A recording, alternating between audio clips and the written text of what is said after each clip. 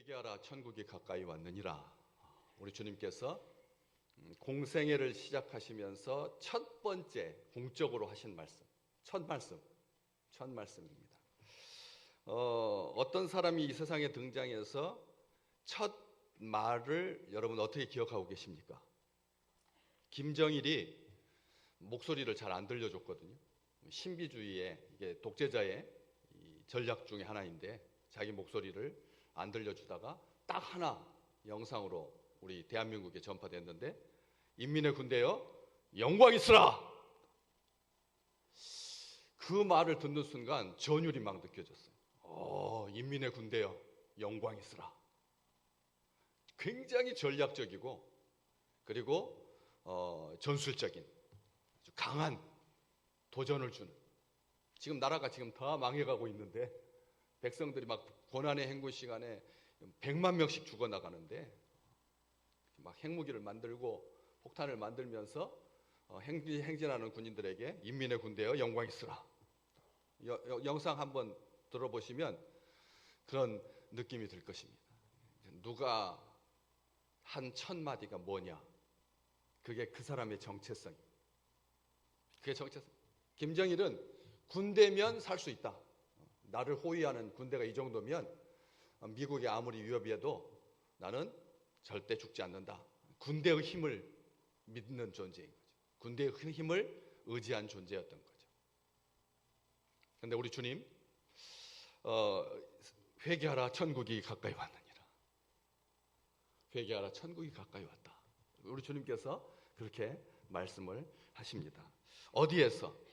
어디 마을로에서? 나사렛에서, 어머니 고향에서 그렇게 사시다가, 아버지 고향은 베들레헴이고 어머니 고향은 나사렛이고, 그 나사렛에서 어린 시절을 사시다가 30년을 사신 거죠. 이집트로 피난 갔다가 돌아와 가지고 나사렛에서 전생에 자기 전세죠. 33년 사셨는데 30살까지 살았으니까 다 산 것이 나사렛입니다. 그래서 우리는 성지 순례하면 나사렛부터 먼저 이렇게 들러보게 되는데, 거기에 마리아 기념교회도 있고, 우리 주님께서 어린 시절, 청년 시절 다 보냈던, 청소년 시절 보냈던 그 나사렛에서 떠나서 오늘 본문 말씀, 요한이 잡혔음을 들으시고 갈릴리로 물러가셨다가, 요한이 회개하라 천국이 가까이 왔느니라. 똑같이, 우리 주님하고 똑같이 400년 동안 하나님께서 아무 소리도 안 들려주시다가 갑자기 약대 털옷을 입고 석청을 먹고 메뚜기를 먹으면서 광야에 살고 있는 제사장의 아들 요한이 첫 소리가 회개하라 천국이 가까이 왔다. 400년 동안 아무 말씀 안 하셨으면, 여러분 같으면 하나님이라면 자기 백성들에게 무슨 말 하고 싶습니까? 얼마나 하나님이 속상하셨으면 아무 말도 안 하시고. 그렇잖아요. 싸우면은 아무 말 안 하잖아요. 싸우면 보기도 꼴도 보기 싫으니까 말을 안 하죠. 말을 안 하는데 한참, 그것도 400년. 우리 주님은 1초가 1분이 1000년 같고 하루가 1000년 같고 1000년이 하루 같아서 뭐 400년이라 그래봤자 한 4시간 말씀 안 하신 것 정도 되는데, 첫 마디가 위로하실 줄 알았거든요. 이스라엘 백성들한테 나라를 잃었으니까, 없으니까, 나라가 없으니까 나라가 다 망신창이가 되고 왕들은 다 끌려가고 그렇잖아요. 나라가 존재가 없어져 버렸으니 로마의 지배 아래 있으니까 요한이 나타나서 첫 마디가 행복하거라. 하나님께서 너희를 사랑하신다. 하나님께서 너희를 버리지 않으셨다. 그리고 다시 나라를 회복시켜 주실 거다. 이런 말 해야 되잖아요. 그런데 세례 요한은 그런 말 안 했거든. 도전적이고 아주 격정적인, 회개하라 천국이 가까이. 정말 심플한, 온 세대가 절대 잊을 수 없는, 모든 세대가 반드시 기억해야 될, 지금 몇 주에 걸쳐서 우리가 가장 기본이 핵심이 되는, 이파리가 다 떨어져. 오늘 장로님 기도하셨던 것처럼 단풍 져서 떨어지는 게 아니라 그냥 기온 때문에 그냥 우두두둑 다 떨어진, 낙엽이 그냥 생이파리가 다 떨어져 있는 것처럼, 이런 때 우리가 우리의 본질, 우리의 신앙의 핵심, 오늘 다시 한번 이렇게 살펴보고 있는 거거든요. 그래서 요한이 잡혔다 그 말 하다가 헤롯의 미움을 받아가지고 그래서 헤롯한테 그냥 쓴소리 하니까 그래서 감옥에 갇혀 있고 이제 머지않아 효수 목이 잘려서 죽게 되는 그런 비극을 이제 이어지게 되는데 우리 주님께서 갈릴리로 물러가셨다가 나사렛을 떠나서 그게 이제 계기가 되었던 거죠. 열정적으로 내 뒤에 오실 메시아 세례 요한이 그렇게 외쳤던 것처럼 내 뒤에 오실 메시아는 메시아 왕이시다 하나님이시다 그리고 나는 그의 신발끈도 풀 수 없는 그런 존재다. 내 소리는 광야에 외치는 자의 소리처럼 흩어지고 말겠지만 이제 그 소리의 본질이신 우리 주님께서 이 땅에 오신다. 그분은 빛이시다. 하나님의 어린 양이다. 그렇게 우리 주님을 열정적으로 외쳤던 여러분 그렇게 우리 주님을 외치시기를 주의 이름으로 축복합니다. 우리 주님에 대해서 그렇게 자기 목숨을 걸고 그렇게 외쳤던 것이죠. 그래서 그가 이제 그렇게 잡혀가니까 우리 주님께서 갈릴리로 물러가셨다가 나사렛을 떠나서 스불론과 납달리 지경 해변에 있는 가버나움에 가서 사셨다.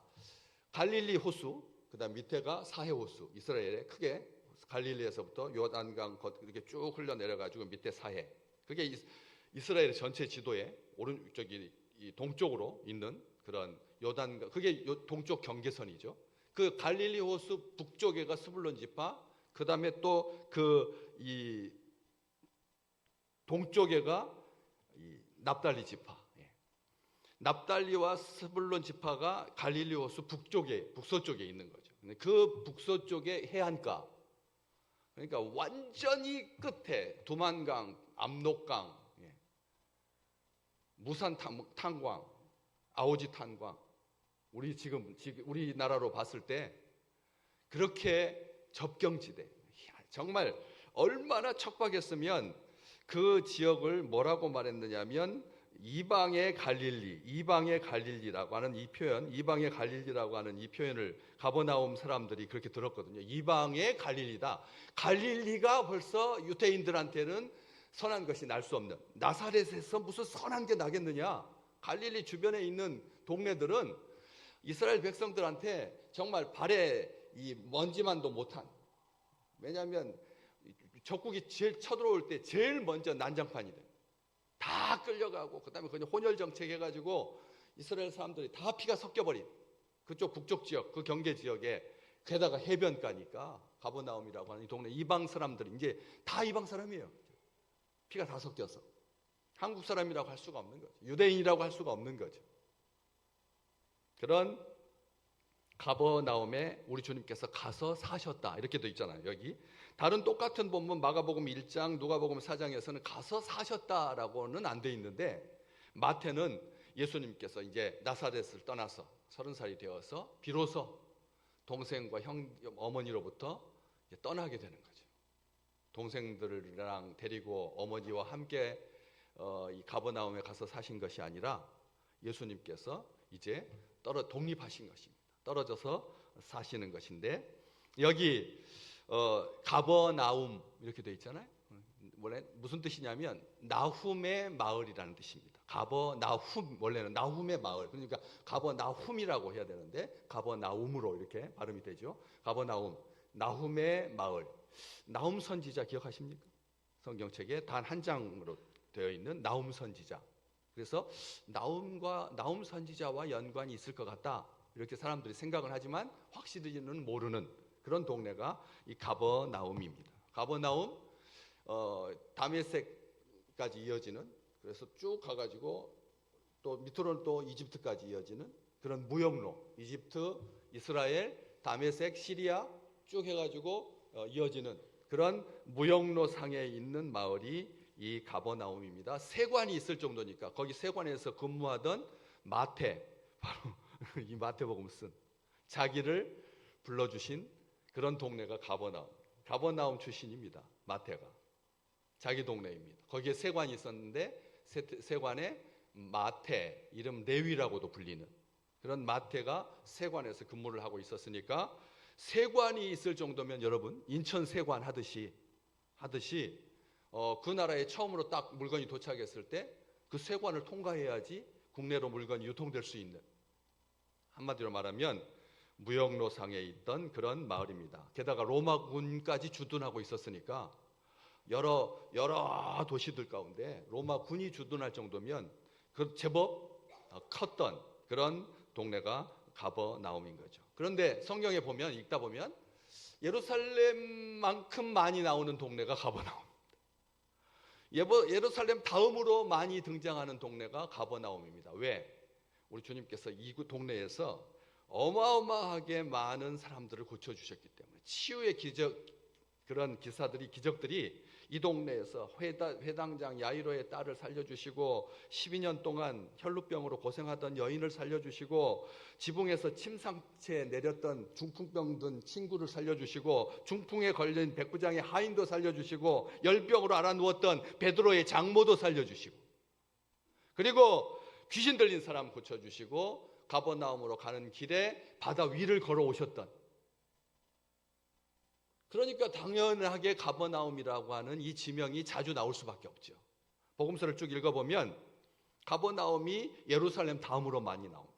거기에서 제자를 부르셨는데 베드로 형제, 베드로와 야고보, 안드레, 베드로 형제, 야고보와 요한 형제, 그리고 마태, 5명의 제자가 가버나움에서 부르심을 받았습니다.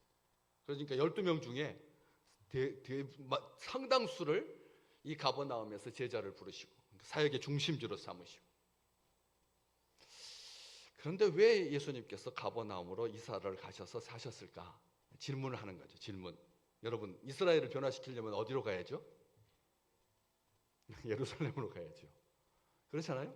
여러분, 이 나라를 변화시키면 여의도로 가야 되잖아요. 이 나라를 변화시키려는데 제주도로 가시면, 이 나라를 변화시켜야 되는데 저기 의정부로 가시면 그 동네를 뭐 하려고 하는 게 아니라 수도로 가야죠. 수도로. 중심으로 가야 되잖아요. 그런데 꼭 어디로 간 꼴이냐면 아오지로 가는 거예요. 나아진 선봉 지역으로 예수님께서 가신 거예요. 그러면 뭐 틀리고 이상한 거죠.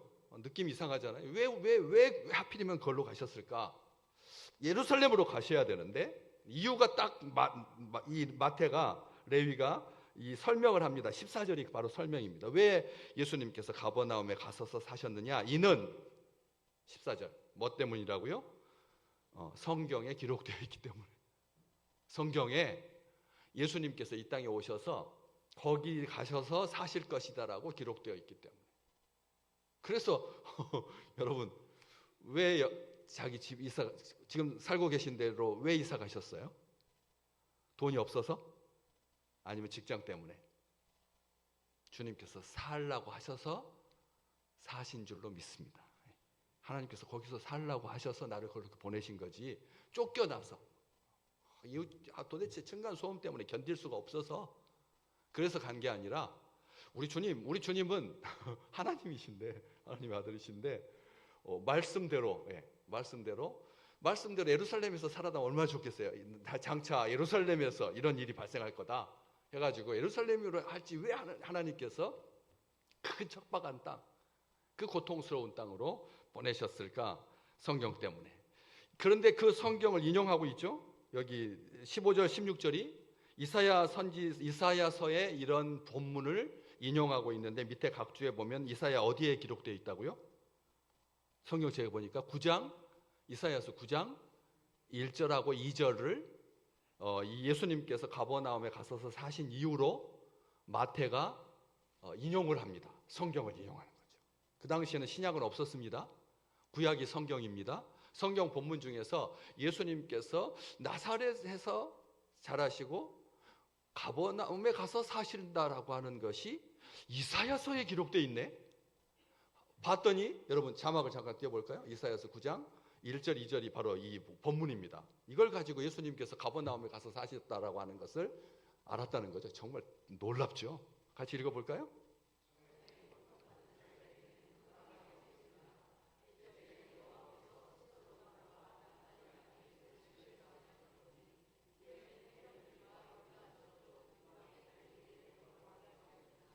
여기 보시면 잠깐 자막 띄워놓으세요. 잠깐 앞쪽 쪽에 보면 이방의 갈릴리를 어떻게 하셨다고요? 영화롭게 하셨다. 이방의 갈릴리가 어디라고요? 가버나움이 사람들이 시쳇말로 이렇게 손가락질했던 이방의 갈릴리라 그렇게 말했다. 참 대단하지 않습니까? 하나님의 말씀을 그냥 예사로 보지 아니하고 정확하게 보고 그것을 인용해서 이렇게 이사야가 예언을 했다. 그래서 그걸 갖다가 15절과 16절에다 그대로 옮겨놓고 있는 거죠. 스불론 땅과 납달리 땅과 요단강 저편 해변길과 이방의 갈릴리여 가버나움. 그래서 우리 주님께서 거기에 있던 흑암에 앉은 백성이 큰 빛을 보았고 사망의 땅과 그늘에 앉은 자들에게 빛이 빛이었도다. 이 말씀을 이루기 위해서 예수님께서 이방의 갈릴리를 가셔서 사신 거예요. 가버나움에 가셔서 우리 주님께서 사신 거죠. 여기 보시면 두 가지 큰 이사야서 9장 1절 2절 자막을 잠깐 보시면 다시 보시면 거기에 보면 뭘로 구별되어 있느냐면 옛적에는 중간에 첫 번째는 옛적에는 그리고 두 줄 더 내려와서 후에는 예수님이 오시기 전에는 예수님이 오신 후에는 어떤 차이가 있죠? 전에는 어떻게 됐다가 멸시를 당했다가 후에는 어떻게 됐다? 영화롭게 되었다. 아멘. 아멘. 우리 주님과 함께하면 우리 주님께서 우리 가운데 계시니까 우리가 전에는 흑암이었고 우리가 전에는 죄였는데 우리가 전에는 불쌍했고 우리가 전에는 연약했는데 우리 주님께서 우리와 함께 계심으로 영화롭게 되었다. 빛 가운데 여기 보시면은 큰 빛을 보았고 사망의 땅과 그늘에 앉은 자들에게 빛이 비추었도다. 예수님이 오신 후와 전, 예수님을 만나기 전과 만난 후, 예수 믿게 된 후에 우리의 삶이 큰 빛을 보고 그리고 빛이 빛이었다.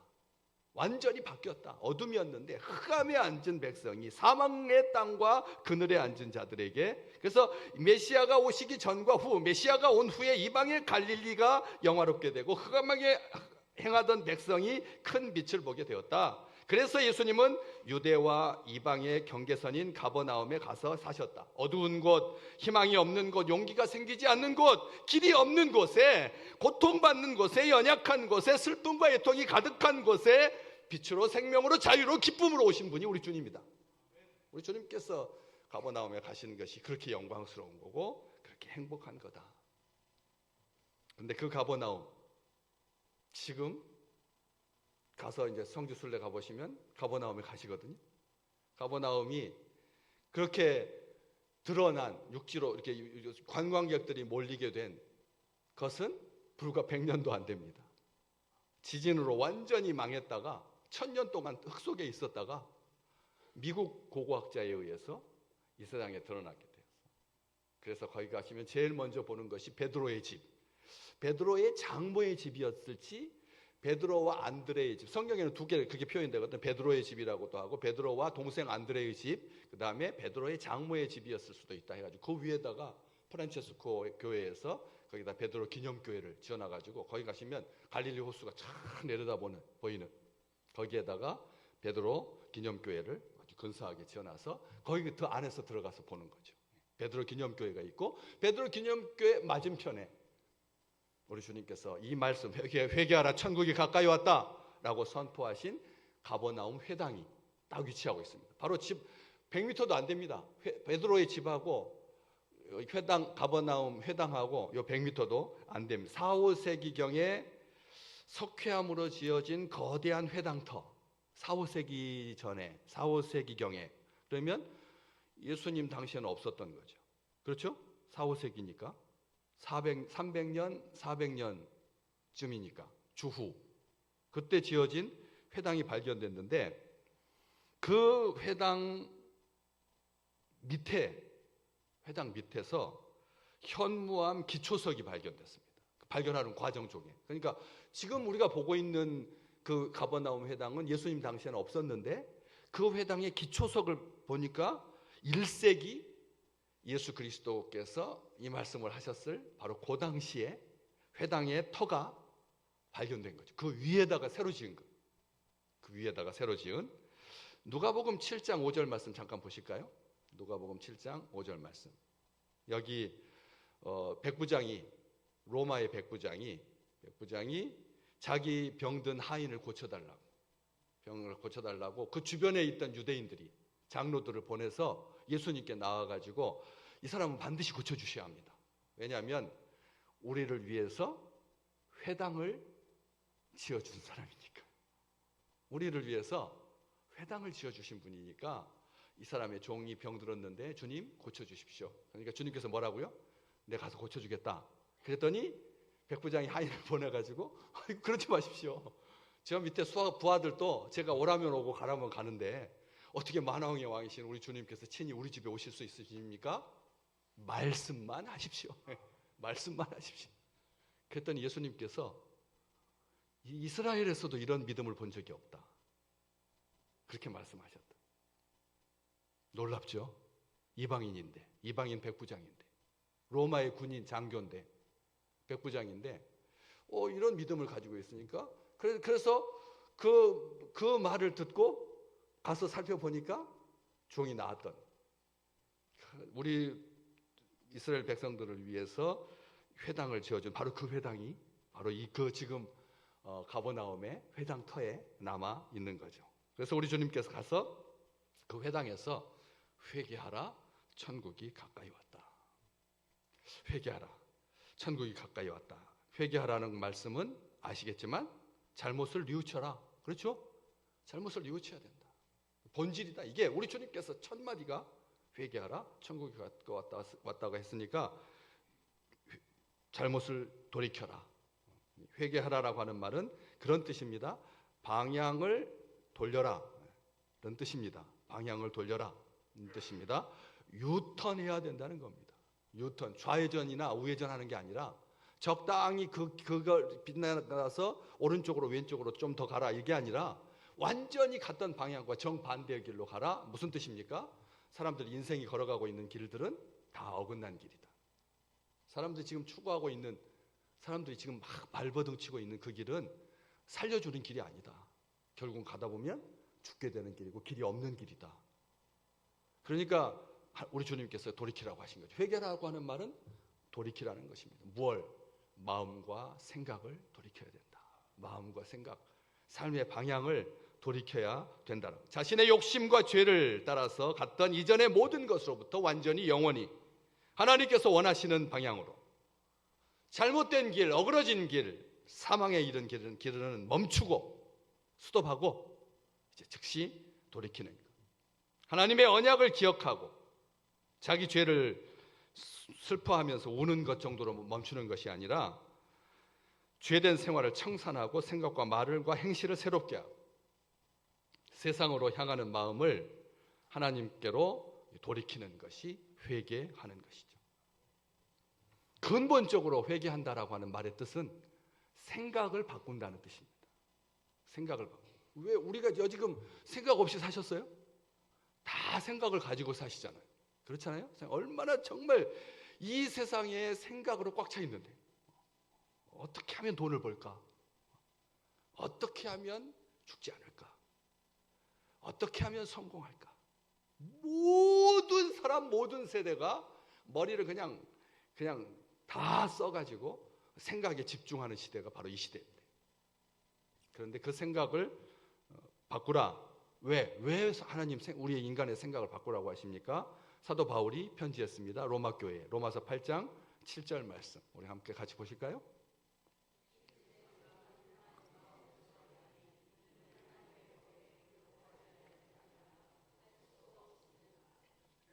사람의 생각은 어떻다고요? 하나님과 원수가 된다고요. 여러분, 생각을 그렇게 하나님과 원수되게 막 하셨어요? 하나님을 어떻게 하면 내가 이길까?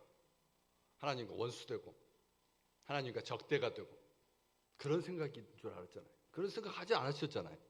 그런데 세상의 생각이 하나님과 원수된 생각이고, 그리고 그런 생각으로는 어떻게 된다고요? 하나님의 법에 굴복하지 않기 때문에 그 생각이 하나님과 원수가 된다는 거죠. 하나님의 법에 굴복하지 않는다는 거예요. 하나님의 법은 어떤데요? 사랑하라고 하시는데 세상에는 사랑해서는 안 되거든요. 사랑하면 안 되죠. 사랑하면 안 됩니다. 그래서 내가 원하는 형량보다 더 많이 받아야 나를 저렇게 협박하고 스토킹하고 했는데 교통사고 나가지고 7살짜리 내 딸이 죽었는데 교통사고 음주운전 해가지고 이번 주에 새벽기도 다녀오시다가 70대 우리 권사님들 세 분이 그냥 그 82세 남자가 운전해가지고 죽었어요. 다 죽었다니. 세 분이 다 새벽기도 갔다 오다가 오다가 죽었거든요. 그러면 어떤 생각이 날까요? 새벽기도 다니면 안 되겠네. 그런 생각을 하십니까? 정말 이런 일이 있어서는 안 된다. 그 나쁜 생각을 갖게 되는 거죠. 정말 80세 이상한테는 운전면허증을 다 뺏어버릴까? 이런 생각을 하게 되는 거예요. 저희 아버지 86세이신데 운전 잘하고 다니시는데 그래도 아버지가 늘 오후 3시 이전에는 집으로 돌아가시려고 합니다. 왜? 어둑어둑해지면 이게 운전하는데 방해가 되니까. 그런 마음을 갖지 않고 막 그러면 사람들이 이제 불편해지고 막 그러는 거죠. 그래서 육신의 생각은 하나님의 뜻과 맞지 않아요.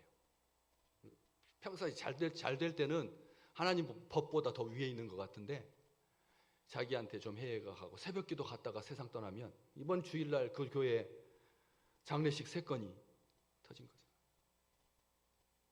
3가정이 다 한꺼번에 장례식을 다 교인들, 한 교회 교인들인데 그런 일들. 그래서 회개하라. 하나님께서 생각을 바꾸는 게 회개다.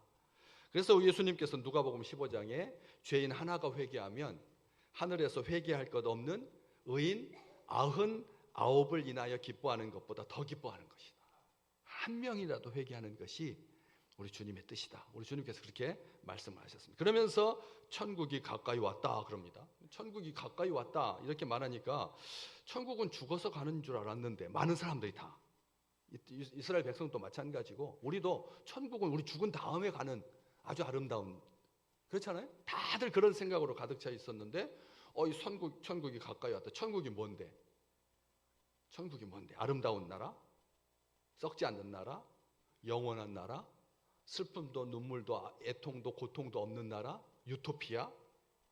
그런 줄 알았는데 우리 주님께서 천국이 가까이 왔다. 여기서 이 천국은 하나님의 다스리심이 하나님의 통치가 하나님의 공의가 하나님의 정의가 행해지는 그 국권이 다른 백성에게로 돌아가지 않는 모든 악한 세력을 쳐서 멸망시키고 영원히 설 다니엘 선지서에 딱 나와 있어요. 천국이 어떤 천국이다. 다니엘서 2장 44절 말씀. 우리 잠깐 보실래요? 다니엘서 4장 2장 44절 말씀. 자막 없나요? 네. 같이 읽겠습니다.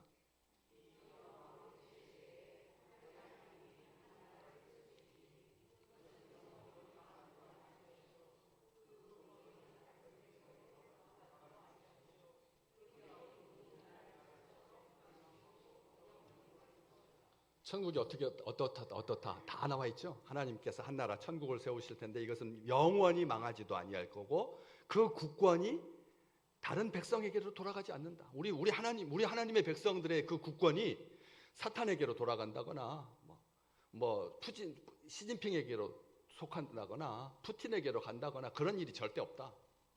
항상 우리의 왕은 하나님이시다. 우리 왕은 예수 그리스도시다. 오늘 함께 불렀던 예수 우리 왕이여. 오늘 예수 그리스도 왕이신 예수 그리스도의 길. 오늘 주일이 왕이신 예수 그리스도의 주일이다.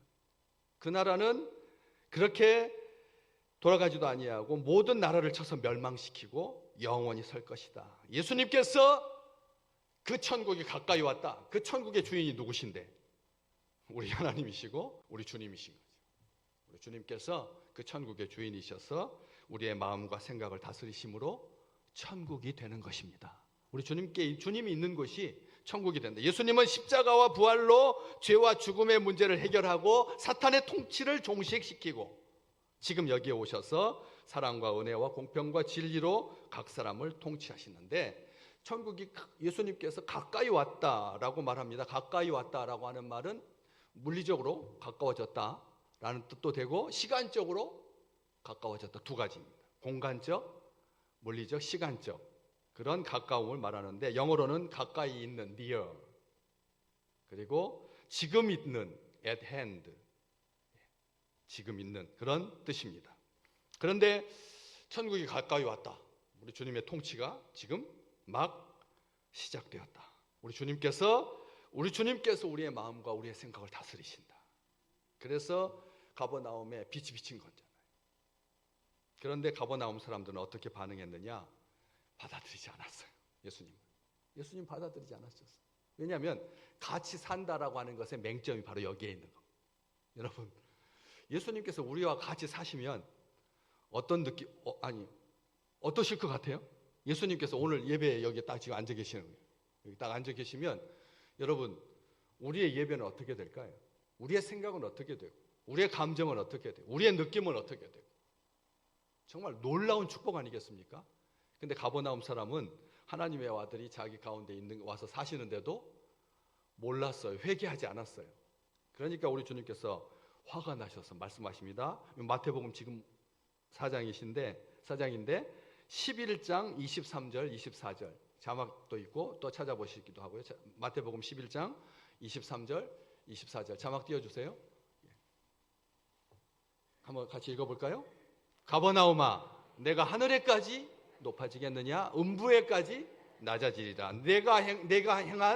내게 행한 모든 권능을 소돔에서 행하였더라면 그 성이 오늘까지 있었으리라. 내가 너희에게 이르노니 심판날에 소돔 땅이 너보다 견디기 쉬우리라.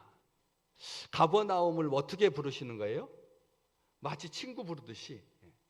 그렇죠. 다시 자막 띄워놓으세요. 가버나움아, 이렇게 가버나움을 동네를 부르는데 사람이 사는 시인데 무역로상에 있는 세관이 있는 로마 군대가 주둔하고 있는 정말 부자로 잘 살고 있는 무역로상에 있어가지고 세금이 대단히 많이 거쳐가지고 정말 개마다 파란 이파리 10,000원짜리 물고 다니는 울산같이 그런 동네였는데, 그래서 가버나움, 그 다음 밑에 보시면 소돔 땅이 뭐보다?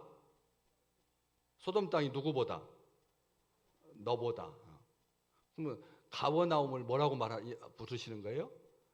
사람처럼 부르시는 거죠. 우리 주님은 도시도 명령하시고 무화과 나무하고도 이야기하시고 사람이 살고 있는 도시한테도 너라고 말한다. 정말 우리 하나님, 우리 주님 놀라운 하나님이시죠. 서울도 우리 하나님께서 이렇게 부르시는 거예요. 서울아, 서울아. 하나님께서 부르신다는 거예요. 막 메가시티 만들어가지고 다음 내년에 총선에서 이기려고 여야당이 지금 막 머리를 싸매고 있는데 우리 주님한테 맡기면 되거든요. 우리 주님께서 이렇게 부르시면 오니까, 주님께서 서울아 부르시면 서울이 오니까, 우리 주님 한 나라 제국도 일으키시고 무너뜨리시는데 우리 주님께서 그렇게 했는데 가버나움이 주님을 받아들이지 않은 거죠. 각종 상업과 무역이 발달하고 교통이 잘 갖춰진 국제 도시였는데 다메섹에서 이집트 지중해까지 이어지는 해안 도로상에 있었고 세금과 수입 관세로 상당한 수입을 얻었는데 746년 8세기에 지진이 나서 도시가 무너지기 시작하더니 급기야 16세기 1500년 경에는 세상에서 완전히 지워져 버려요. 딱 없어져 버렸습니다. 16세기에 1500년 경에 딱 없어졌다가 1838년 미국의 성서학자 탐험가에 의해서 발견되어 가지고 1000년 넘게 돌무더기로 방치되어 있던 폐허를 발견하기 전까지, 이후에 프란체스코 수도회에서 그 가버나움 지역을 매입해 가지고 발굴을 시작한 것이 1900년 초. 그때 회당도 발견되었고 베드로 아니면 베드로의 장모의 집터도 발견되었다. 그래가지고 이제 가버나움이라, 이 동네는 바로 가버나움이다라고 확정되었던 그런 역사를 우리가 다시 한번 보게. 하나님, 우리 주님께서 말씀하신 그대로 가버나움아, 가버나움아, 네가 하늘에까지 높아지겠느냐? 음부에까지 낮아지리라. 회개하지 않으니까. 교만한 것이 회개하지 않은 증거랍니다. 이번 한 주간 회개하면서 사시기를 주의 이름으로 축복합니다. 교만하지 마시라는 거죠. 교만하게 행하지 말라는 거예요. 그래서 망했다. 회개하지 않아서 가버나움이 망한 것이죠. 우리는 회개하는 백성, 회개의 은혜를 하나님께서 우리에게 주셔서 이 땅 가운데 하나님의 영광을 드러내는 귀한 한 주간이 될 줄로 믿습니다. 요엘서 2장 13절, 뭘 찢지 마라. 옷을 찢지 말고 마음을 찢고 너희 하나님 여호와께로 돌아올지어다. 우리 주님은 은혜로우시고 자비로우시고 노하기를 더디하시고 인애가 크셔서 뜻을 돌이키사 재앙을 내리지 않으실 거다. 날마다 회개하시기를. 주의 전에 올라와서 우리가 참회기도 자기의 죄를 고백함으로 예배를 드리기 시작하는 것처럼 그렇게 하나님께 돌이키는, 하나님으로 마음을 향하는 아름다운 백성 되시기를 주의 이름으로 축복합니다. 같이 기도할까요?